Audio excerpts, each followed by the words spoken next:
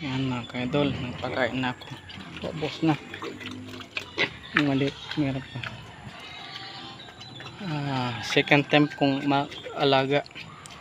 Yung una, yung bago pa lang ako dito sa Surigao.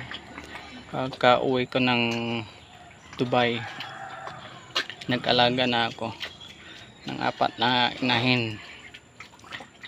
Pangalawa na to, kapalit ng sound system ko.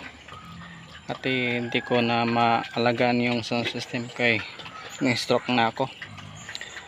Yung nakuha ko doon sa sound system puyat tsaka pagod, kaya pinimbenta ko na.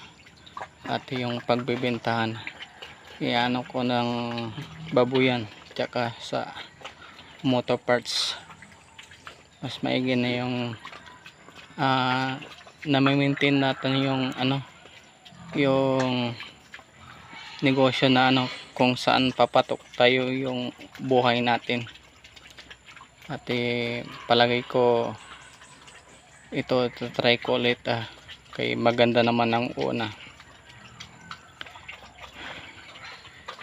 Lumakan na tong una ko, 3 months may get. Yan, magiging inahin to mga to. May parating pa next month.